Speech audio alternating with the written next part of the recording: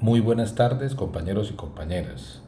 Hoy, hace 15 días, la empresa Italco en la refinería de Barrancabermeja protagonizaba lo que nosotros empezamos a denominar una masacre laboral. Terminaba contratos de 843 trabajadores de forma arbitraria y ilegal, enviándolas a sus correos electrónicos, sin haber terminado los porcentajes. Encontramos en muchos casos que con el mismo contrato de trabajo y habiendo superado los porcentajes, habían ejecutado varias labores los trabajadores. Ni siquiera se les pagó la indemnización que señala en la ley, que para los contratos de obras significan 15 días de salario.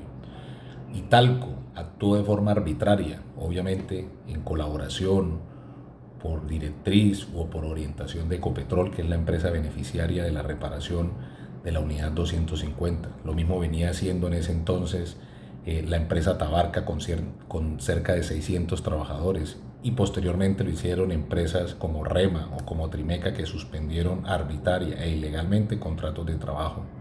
Por eso nosotros denominamos en Barrancabermeja que cerca de 1.500 trabajadores estaban siendo víctimas de una masacre laboral. Ahora vienen los campos de producción. Ya vimos ayer como en el centro, en el proyecto de la Cira Infantas, cerca de 600 trabajadores también fueron dejados en la calle. Lo mismo está ocurriendo en Casabe, en El Meta, en Neiva, en Orito y en todo el segmento del transporte de hidrocarburos, que hoy está en manos de CENIT.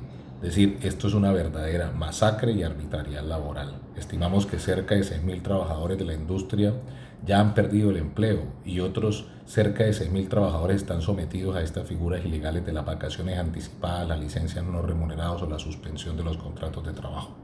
Es decir, que pronto estaremos bordeando los 15.000 trabajadores de la industria del petróleo despedidos.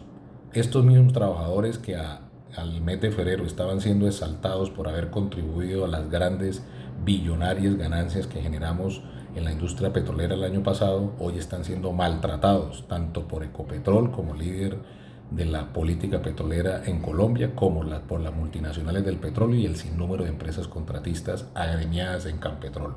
Por eso, como sindicato, rechazamos eso y hemos orientado básicamente dos acciones. Una, pedirle al Ministerio del Trabajo que inicie los procesos de fiscalización laboral rigurosa contra Ecopetrol y todas las empresas contratistas que vienen haciendo estas medidas. Hemos propuesto un formato, lo estamos adecuando a cada caso en particular, y en cada debemos hacerlo de forma centralizada a través de nuestro departamento jurídico. Y en los casos en los que se esté suspendiendo ilegalmente los contratos de trabajo, estamos orientando a iniciar una acción de tutela por violación al mínimo vital, al debido proceso administrativo y al derecho a asociación sindical. Ya están rodando las acciones de tutela contra Rema, contra Lupatech.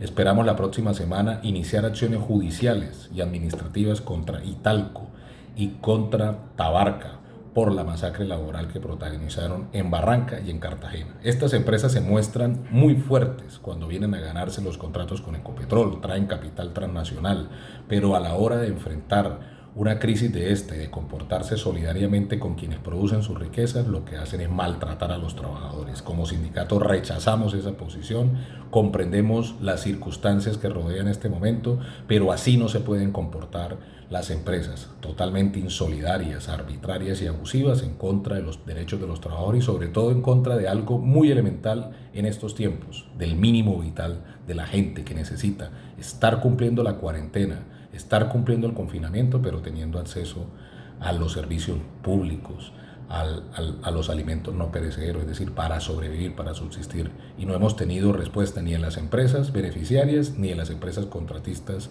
del sector petrolero, lo que pone en evidencia por demás, como ya lo hemos dicho, el fenómeno de tercerización laboral ilegal en la industria del petróleo. Por último, quiero agradecer a la doctora Gina Romo, personera distrital de Barrancabermeja, por su interés en intervenir ante esto, lo que hemos denominado una masacre laboral; a Monseñor Camilo Fernando Castrillón, también por su importante pronunciamiento; y al concejal Edson Rueda, que en Barrancabermeja ha estado muy pendiente de los temas que tienen que ver con los trabajadores hoy maltratados por parte de las empresas de la industria petrolera. Vamos a seguir haciendo estas acciones. Esperamos que la justicia laboral constitucional o la justicia constitucional nos ayude a hacer lo que el Ministerio del Trabajo no ha podido lograr que las empresas les hagan caso, cumplan las normas constitucionales y legales. Por eso recibimos con beneplácito la decisión de un juzgado en Cartagena de proteger el mínimo vital y suspender las directrices o las órdenes que había dado una empresa de suspender colectivamente los contratos de trabajo en un hotel en esa ciudad. Creemos que la justicia constitucional está de nuestro lado, que la justicia laboral estará de nuestro lado y vamos a acudir a todas las instancias para rechazar e impedir y combatir esto que no hemos denominado una masacre laboral. Exigimos al gobierno nacional, a Campetrol, a Ecopetrol, a la OTSI, a las demás empresas del sector petrolero, que conversemos, que dialoguemos y construyamos fórmulas para garantizar una renta básica para que los trabajadores de la industria del petróleo puedan subsistir durante esta cuarentena nacional. Muchas gracias y muy buenas tardes.